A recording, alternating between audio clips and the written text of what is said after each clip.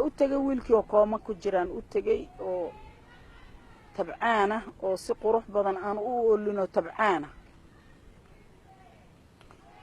وإحنا فلهين وحبلهين السجى قامة كجيرة لما كان أركا يقف دينتيلو إلى أكا حابة محمد waxay opioids ku weyday wiilkeeda 20 sano jir ahaa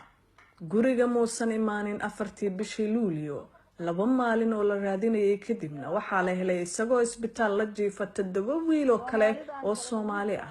waxa dhamaantood looga shakiyay inay daawo si xad dhaaf ah u isticmaaleen dhaqaatiirta ayaa jirkiisa ka helay 2 xanuun baabiyo oo aad u awood badan 3 maalmood ka bacdi ayay nagu yiraahdeen maskaxdiisu waa dhimata ka siiba bahashan life support la yiraa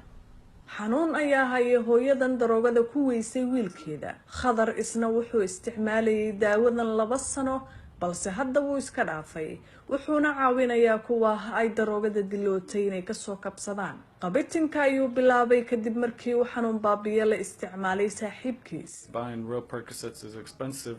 What's the next thing that's closest? iibsashada Percocet waxay ahayd qaali marka waxa xiga oo la iibsan karo waxay ahayd fentanyl taasi oo raqiis ahayd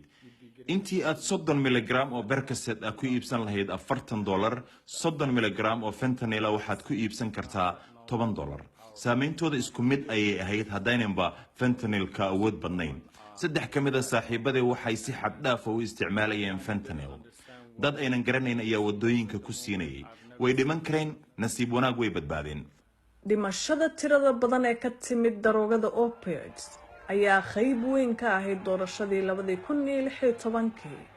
balse sinaan la'aanta bulshada dhexdeeda iyo fayraska corona ayaa hadda noqday waxyaabaha haareeyay doorashadan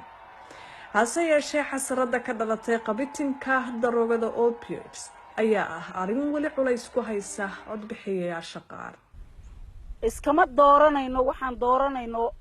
annagoo badana isku raacnay in aan waxaan wax ka qabanno oo codkeenna inuu wax qabto oo haddaanan annagu isku xirraan oo aanan dhihin qofkan intaan dadahan haysanaa oo kuu codaynaysa